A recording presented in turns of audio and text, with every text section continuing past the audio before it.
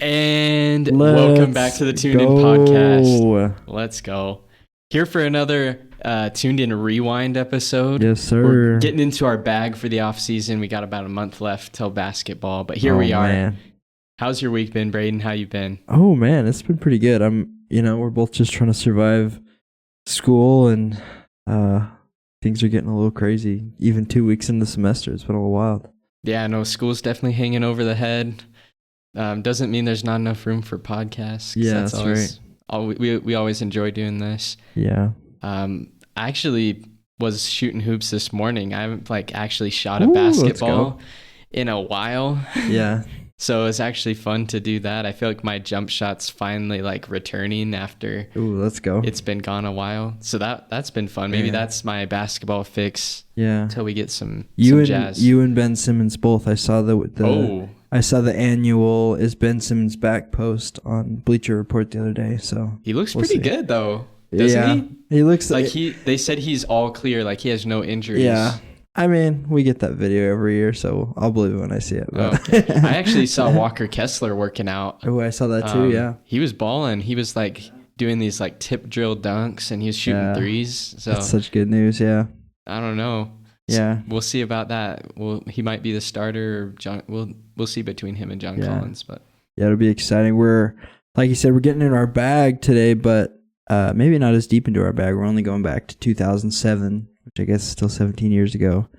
Today's episode, we're going to be talking about the 2007 first round Western Conference playoffs, Jazz versus Rockets. We're double dipping on the Rockets. Oh yeah. We're going to talk about this game, some of the history behind it, and what happened in the game. Don't forget to check out our other historical episode we did 2 weeks ago, maybe a couple weeks ago. You can find it on our Spotify, YouTube, Apple Podcasts, wherever you get your podcasts. We talked about John Stockton's The Shot. So don't forget to check those out. You can also find us on Instagram at tunedinjazz. And this is episode 2 of Tuned In Jazz Rewind.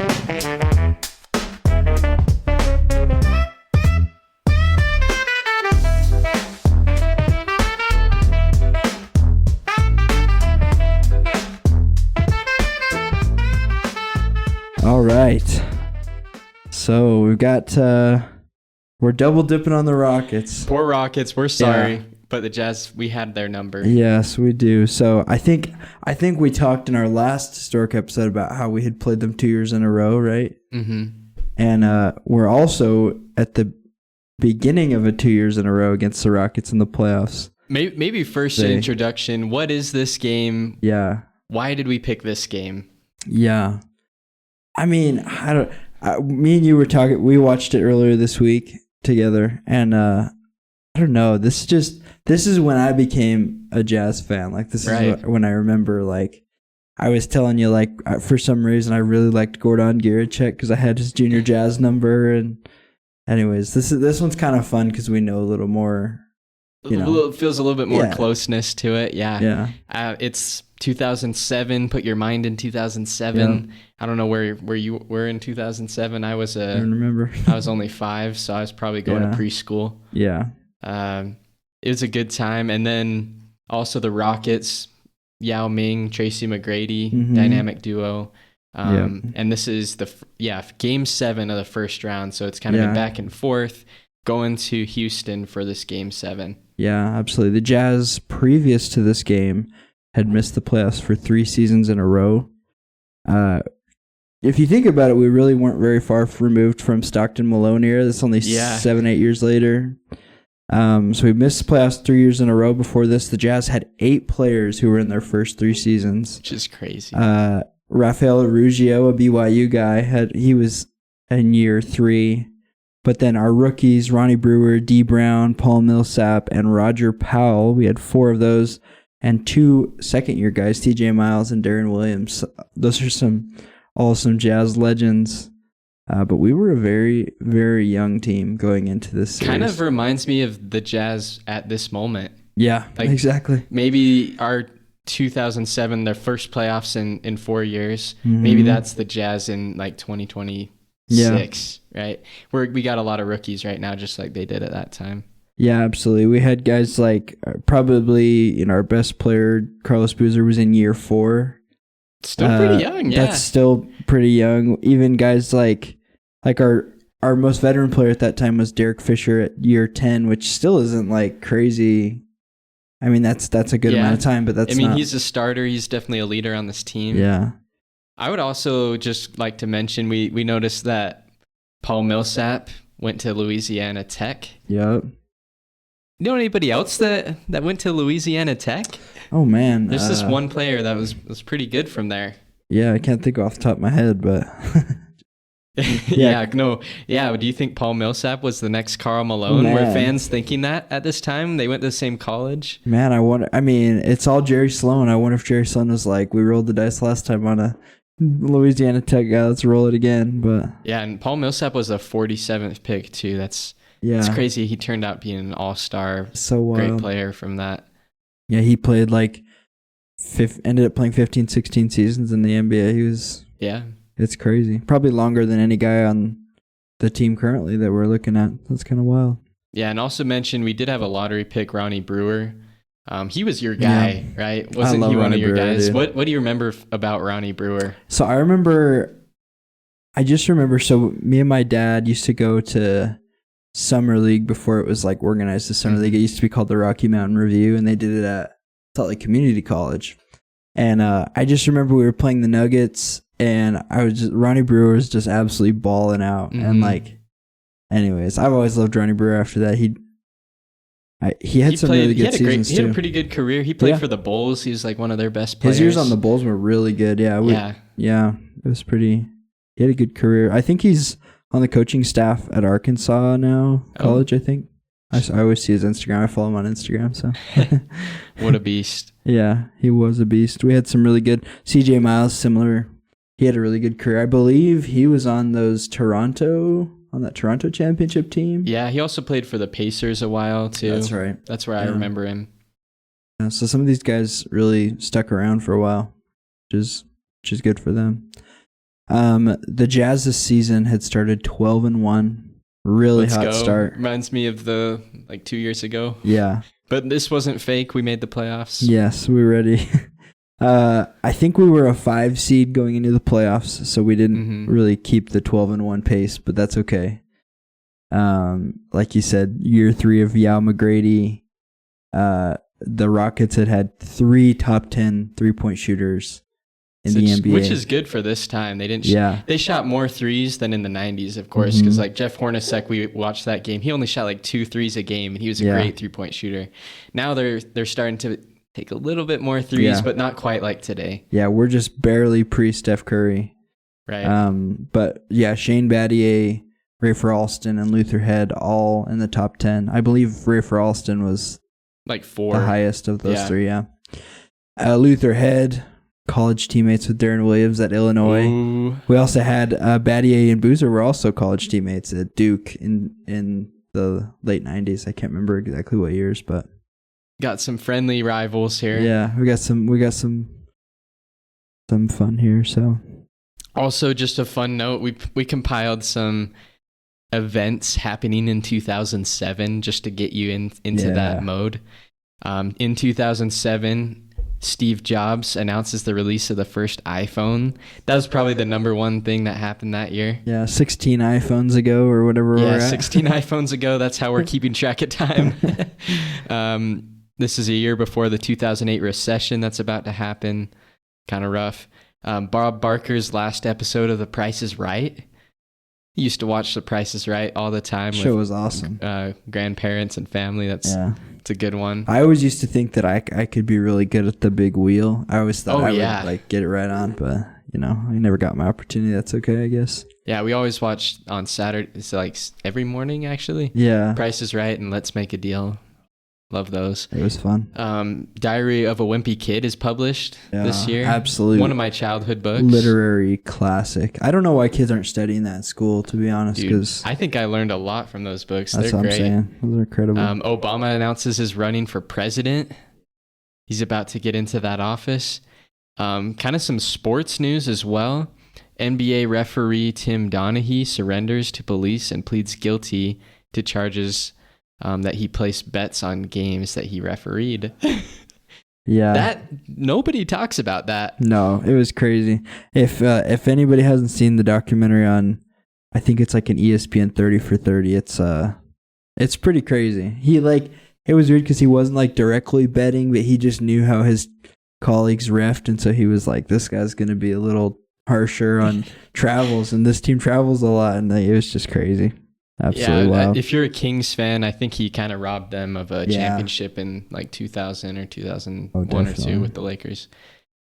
Florida beats Duke to repeat as men's college basketball champions. What a great team. They had Joakim Noah, Al Horford, Corey Brewer, and Mo Spates. Yeah. Billy Donovan, head coach. Kind of a fun note. And then the Super Bowl, Indianapolis Colts beat the Chicago Bears 29-17, and Peyton Manning was the MVP. That was probably prime Peyton Manning. Yeah. Honestly, yeah. He was doing his thing. And then our last one, I know we had a lot of things in this year. Phineas and Ferb debuts on Disney Channel. That's one of our childhood ones as well. A lot of people love that. And then iCarly and Big Bang Theory as well. So great year for TV. Yeah, producers were cooking that year. They were cooking. Oh, yeah. Yeah, some great. It's kind of crazy looking. I guess any year you put under a microscope, you're going to see a bunch of cool things that happen, but that's a lot of stuff that happened in 1 year. I think the iPhone's probably going to trump anything else. I think that was pretty sweet that happened. We didn't really know what we were getting in 2007. Absolutely. And then let's get into the rosters for both teams. So starting lineup for the Jazz, like we said, year 2, Deron Williams is point guard. You got Derek Fisher. He's kind of a point guard / shooting guard. Pretty undersized. Starting lineup. Andre Kirilenko playing the 3. Just unfair how lengthy and tall he is at the 3. Carlos Boozer and Mehmet Okur. And Mehmet Okur actually was an all-star this year, replacing Boozer. So technically we had 2 all-stars because Boozer made it and then he was injured, so Okur made it in his place. So we had 2 all-stars. And then off the bench, we got Matt Harpring, Gordon Giricek, your boy. Let's go. Jaron Collins and Paul Millsap, rookie. Yeah. Pretty solid. And then did not play Rafael Araujo. Is that right? Araujo. Araujo. Ronnie Brewer, the rookie, he didn't play. And D. Brown, veteran, he didn't play either. Yeah. Yeah, kind of crazy. We always talk about Yao Ming, how he was built in the lab, but Kirilenko, I think he might have been built in a Russian lab. We were trying to think. I don't think we found. Maybe we missed somebody, but he's probably the best Russian basketball player ever. I think so. We found out, we didn't know this, but we found out Joel Balenboy is also Russian. Just a fun fact, or at least he's a Russian citizen. Russian. Yeah, but definitely not better than Kirilenko. I would probably put Kirilenko up there. So definitely, and we got Yegor Demin. Yep. At BYU, he's That's Russian. True. He's probably going to dethrone him. He's looking pretty good. He could overpass Kirilenko. Yeah. And then let's get into the Rockets roster. They had a great team as well. Yeah. Rafer Alston, like we said, top 3-point shooter. Tracy McGrady, Hall of Famer. Shane Battier, also every team would love a Shane Battier on their team. Chuck Hayes at the 4 and Yao Ming at the 5. Yeah. Strong starting lineup. And then off the bench, they just played 3 guys off bench. Juwan Howard, Luther Head, and Dikembe Mutombo in like the very last legs of his career. He's only going to play 1 or 2 more years after this. So I don't know. Do you see like any matchup problems that you might see for the Jazz or for the Rockets just with the lineups? Oh man, it's kind of hard to like look at these lineups in retrospect because you're like even just looking at the Jazz, you're like, dang, that's a stacked lineup. But at the time, like these guys are all super young, you know, like we didn't know at the time, like it's Paul Millsap, he's gonna be an all-star, you know, like he didn't even play barely at all. He played like 10 minutes. And even like looking at Dikembe Mutombo, you're like, dang, they got Dikembe Mutombo off the bench. What the heck, you know, like old Mutombo. Yeah. But yeah, I mean, Tracy McGrady's a tough guard at any. I mean, even if you have Andre Kirilenko, Tracy McGrady is probably one of the best isolation scorers in the history of the NBA. Yeah. Top 10 at least, I think. He's just a taller Kobe. If he played longer, who knows? He could be in that conversation. Absolutely. This was 3 years after he did the 13 points in 30 seconds. Yeah. That's so wild. So he's in his prime. I think biggest matchup there is who's going to guard McGrady, and I think we'll see a lot of different people do that. And then, of course, I think Okur versus Ming being a big matchup. Absolutely. Down there in the paint. Mm-hmm. And then also the coach matchup, Jerry Sloan. He's got like maybe 3 or 4 more years left in the tank. He's getting towards the end of his career, the Jazz. And then Jeff Van Gundy as the coach of the Rockets. I'll be honest, I know Jeff Van Gundy a lot more from broadcasting because he's done that for so long, but he was a really good coach as well. I don't remember, he's before my time, but the teams that he coached. I remember that he coached. I remember his brother more. Stan. Yeah. He coached the Pistons for a while. That's right. And I think he coached the Magic with JJ Redick. Oh, I think he took that. He was their coach in the finals, right? With Dwight and. Yep. That's right. That was Stan. So we got Jeff. And then just kind of fun assistant coaches, Tyrone Corbin. Mm-hmm. And for the Rockets, Tom Thibodeau's a assistant. Yeah. We saw him. We just were watching the game and we just saw Tom Thibodeau on the bench. Like, wait, is that him? Yeah. It was. So. But there's some lead up. Let's get into the gameplay and really what happens in this game. Let's do it. Yeah. An interesting, I guess, part of the gameplay, or at least the broadcast, baby blues were worn. One of our favorite jerseys. Yeah, we might be in the minority of loving those, but we wore them in the playoffs, so they must not have been too hated, right? Yeah.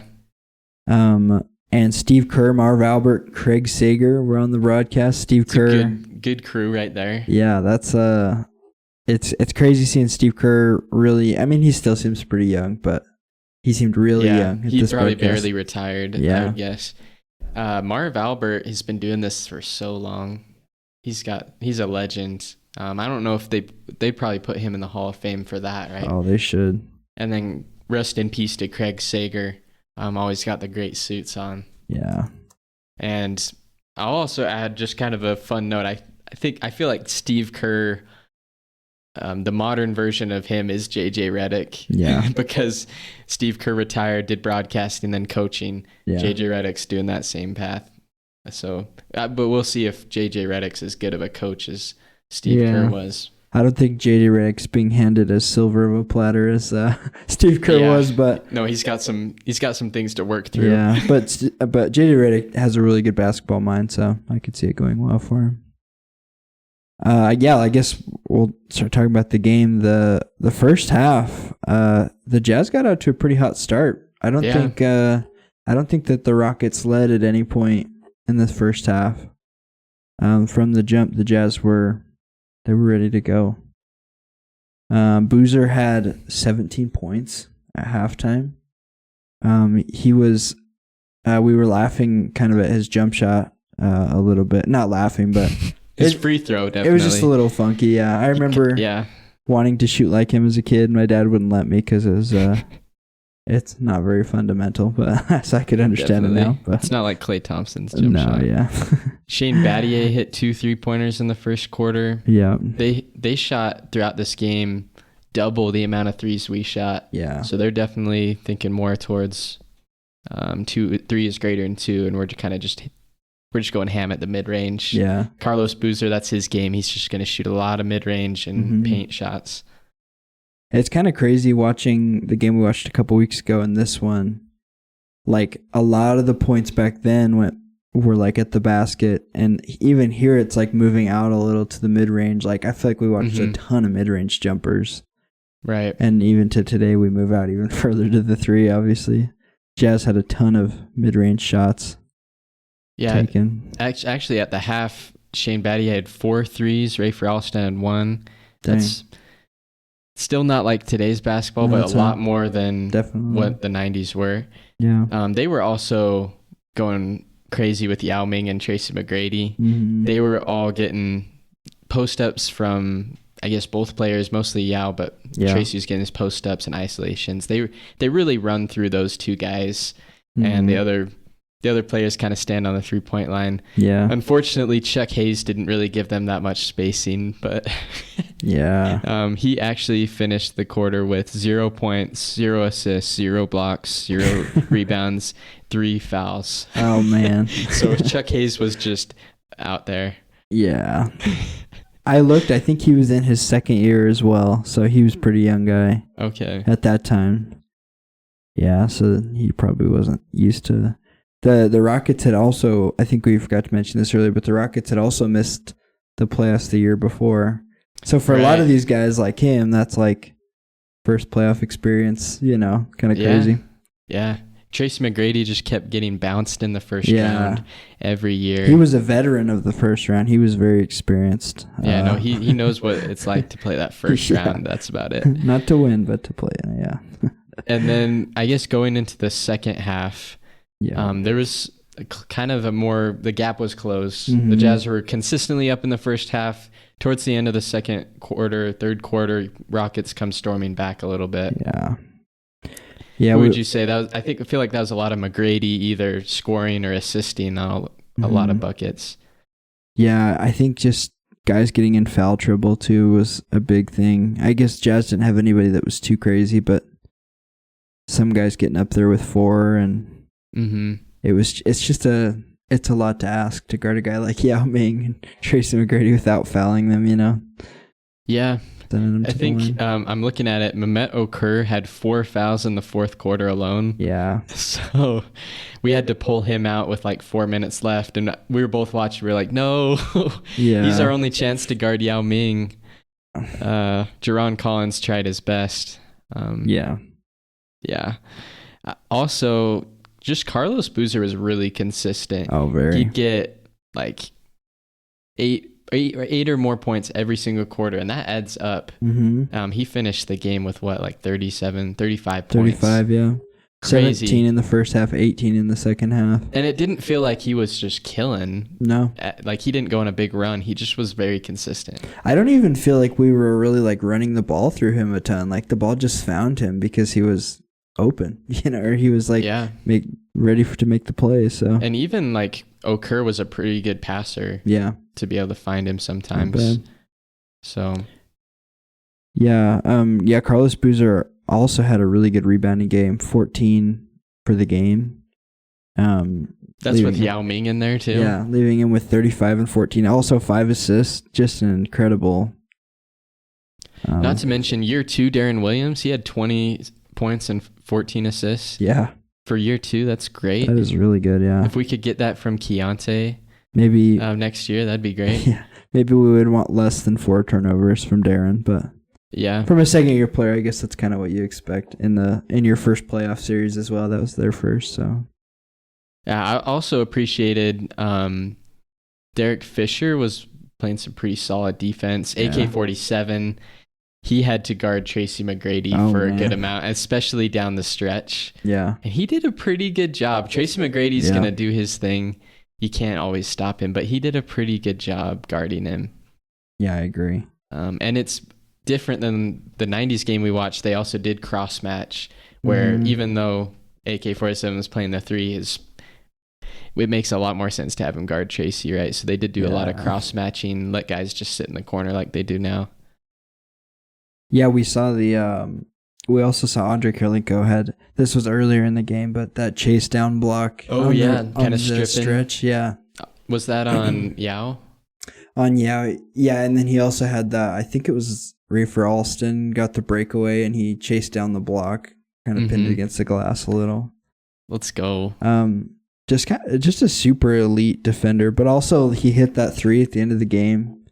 Mm-hmm. It's not really like what his role was on our team, but I mean, we'll take the 3. Hey, 1 for 1 from 3. Yeah, we'll take that. His offense was kind of just all right. He kind of just played off of everybody else. Yeah.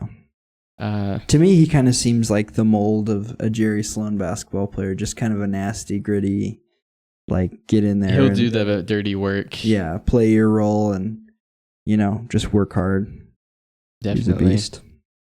And then I think really what won it for us at the end of the game, it was close down to the last minute. Close. Even the Rockets took the lead at one point with couple minutes left. First lead of the game. Mehmet Okur hits 2 3-pointers down the stretch the last couple minutes to really solidify the win.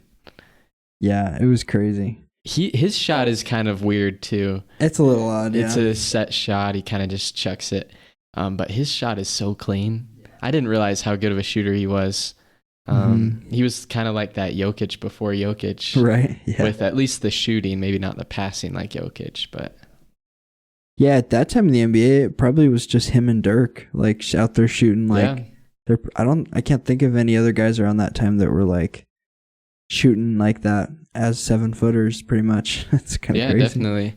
So very clutch shots from him. He really closed it out for us, and then we were able to, we get ahead by like 3 or 4. Yeah. I think the Rockets had a chance to tie the game at the very end, down by 3, and I can't remember exactly what happened. We watched it 2 days ago, but that kind of got off a bad 3. We take the win, right? So pretty exciting game from start to finish. Really exciting. Rockets made it a little bit too close for comfort. For a second, we were thinking, do we really actually win this game? Yeah. But Jazz do pull it out. Great win for them in Game 7. Yeah. Absolutely. It's kind of crazy to think of when you look at like the situation, like a bunch of young players who haven't made the playoffs in 3 years, all of a sudden they win a playoff series and then they win another playoff series. Yeah. It's kind of crazy to think that would happen. And that could happen to us, right? You know? Yeah, this was the year 1 of it, right? Yep. And then they kept making the playoffs. Any other notes from the game? Any other players you want to shout out or things you saw from the game? Well, I just love all the guys on this team. I think this is an awesome team, but I really love Matt Harpring. He didn't do a ton this game. I think the GOAT of Georgia Tech basketball. That's right. Yeah. I think he was 4 for 9, but he was plus 13 on the floor. He took a couple of really nice shots. He's got a really clean looking jump rebounds. Shot. Yeah. Just another player like Andre Kirilenko that's just going to come in and play well. I wasn't a fan of him as a broadcaster later, but I think he was a great Utah Jazz player. So yeah, I think that we really need to shout that out too. Just between Boozer, Okur, and Harpring and the rest of the team, we definitely won the rebound battle. Yeah, we had 40 rebounds to their 33, and it's hard to do when you're playing Yao Ming, right? Yeah. And so I think that was a really big contributor to the win. Everybody's kind of wanting it more. Yeah. And that's really what rebounding's about, is you just kind of gotta want it a little bit more than the other team, especially in this era where everybody's shooting poorly from 3, so you got to get those rebounds. Yeah. That's like the last step of defense, right? Because you could play great defense for 20 seconds. Yeah. If you don't get the rebound, then what's the point? Right, yeah. They just get a reset. Yeah. Yeah, so he was pretty good. I just looked it up. When he first came to the Jazz, he averaged 17 points a game, which is kind of crazy. He was second most improved player. But that was like, so in 2007, he was like 5 or 6 seasons in. He was still averaging 11 and 5 rebounds. And he had some 6 Man of the Year votes. So super underrated player. One of the best bench players then, yeah. Yeah, definitely. I didn't know he was that big of a bucket. Yeah. We got to go watch some Matt Harpring highlights after this. Yeah, for real. Yeah. So where does this game rank for you in Jazz history? Oh, man. I mean, I'd probably say top 10. I do think this really just like kicked off a really cool era of Jazz basketball. I think even though the Deron Williams era kind of ended weird, I do think that the Deron Williams era and the Jazz was kind of fun to watch. And it was, maybe I'm a little biased because that's when I was first getting into basketball, but really just exciting time to be a Jazz fan. Where do you think? I would say it's hard to say because playoffs are probably the biggest stakes. Yeah. And in terms of playoffs, this is one of the best that you can get with the Jazz. Like, I think for that alone, I think maybe top 5. Game 7 win. This is this game really shows you what Deron Williams' Boozer era looks like. And yeah, it's hard to beat that, at least from this era. Yeah. And so in my top 5, I think I'd have to have a couple from each era. This would be the one that I would take from that Deron Williams Boozer era. That's so true. Playing against 2 Hall of Famers as well. Yeah. Arguably a top 10 center ever in Yao Ming, Trace McGrady, best isolation guys ever. One of them at least. Yeah, great team. Yeah. And then just some aftermath. This was the same year the 8th seed Warriors. Yeah. With who was on that team? I think it was like Baron Davis, Steven Jackson. Yeah. I think might have been on there. Like maybe Jason Latrell Richardson. Sprewell, maybe. Those kind of guys. We Believe Warriors team beat the Mavericks in the first round, and we love that as the Jazz because we beat the We Believe Warriors in the second round. And so as a 5th seed, the Jazz make the conference finals, but then we lose 4-1 to the Spurs, who are going on to win the championship. Yeah. That's a tough Spurs team. That's like, that might have been, in my opinion, the best Spurs team ever. They've had some good ones. So that's kind of a hot take maybe, but Ginobili in his prime. It's a tough one to beat. Tim Duncan in his prime. They're all in their prime in this year. Yeah. Yeah, that's a crazy year. I think we were looking at the East. The East wasn't the West was pretty strong, which is kind of a common trend for the last couple of decades in the NBA. I mean, you got the Lakers too with Kobe. Yeah. You got the Spurs always. So crazy. And the Mavericks looked really good. They had the MVP that year. Yeah. Dirk won MVP that year, 2007. Warriors were no slouch. Yeah. Jazz and Rockets, we already talked enough about. They were both great teams. Yeah. So and in the East, third year LeBron James leads the Cleveland Cavaliers to get swept by the Spurs in the finals. Do you think if the Jazz beat the Spurs, they could have beat LeBron in the finals? I think so. I mean, if you look at those, like, that roster was so bad. I mean, not bad. I guess they made it to the finals, but right. It's just the LeBron James effect, I think. I mean, we got Kirilenko to guard LeBron. Yeah. And then we don't really have to worry about the rest of the team. Maybe Ilgauskas, was he on there? Yeah, I think so. We got Okur to lock that down easier than Ming. Right? And Boozer was familiar with him. That's where he started his career. He knows all their plays, maybe. Yeah. He was there probably when switched him. I think he was there. Have you seen that clip where he was like talking trash on LeBron when LeBron got drafted? No. He was like, so he was on the Cleveland Cavaliers that year. What was that? 03, yeah, when LeBron was drafted. And reporter was asking him about LeBron, and he's like, "Oh, we've got guys better than him." Like, man. Anyways, so that didn't age very well, but that's why he got traded. Yeah, I guess signed. So. Yeah. So I think we might have had a good shot, but that Spurs team, it was going to be hard to get past them. And then the Jazz would end up making the playoffs 3 more times, beating the Rockets again next year, but Yao Ming was hurt. And then losing to the Lakers 3 years in a row. Yeah. Kind of starting a little bit of a rivalry with the Lakers at that time, but kind of a one-sided rivalry as well. Yeah. For fun. The Jazz traded my boy Gordon Giricek the next year as well. We got Kyle Korver.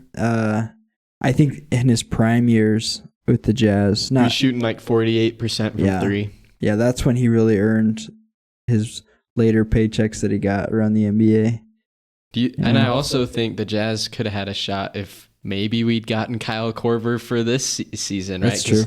We were in the conference finals. Korver would have been great. Oh, yeah. Stretched the floor a lot. Yeah.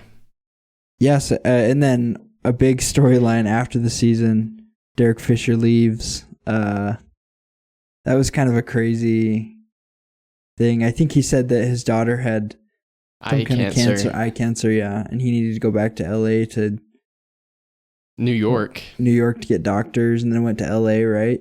Yeah, so he was going to go to New York for the doctors so that he could be close to his daughter, but then he ends up signing with the Lakers, which is like completely far away from New York.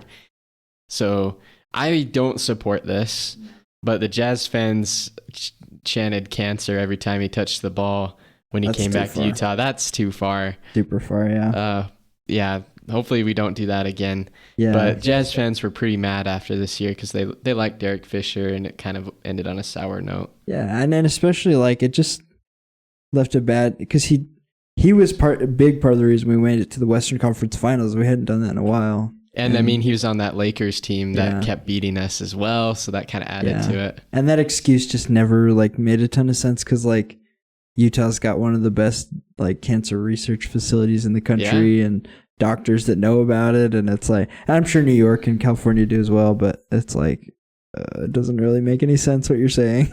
It's okay. I think his daughter ended up being all right too. Yeah. So that is good. That makes you feel good. And then honestly, we got Kyle Korver. Yeah. So that's a good replacement. Not defensively, but we'll take that. And Derek Fisher had his what would that have been, like 10 years where he got to be the villain until Gordon Hayward took the throne, and I guess he's kind of currently our guy maybe. Yeah, Gordon Hayward's retiring, so I don't know who our villain is now. Yeah, that's true. Got to pick somebody. Maybe Talon Horton Tucker. We'll zero in on him for no reason, really. I guess he didn't really leave us. Every time he comes back to Utah, you're gonna boo him. No. Yeah. No, I'll cheer for THT. Absolutely.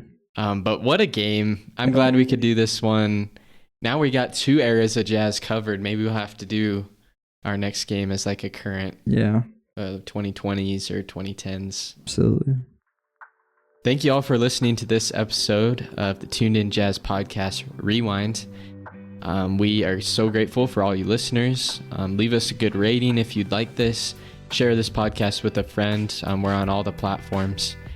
And we hope that you have a great weekend. Get ready for some Jazz basketball, and we'll catch you next week.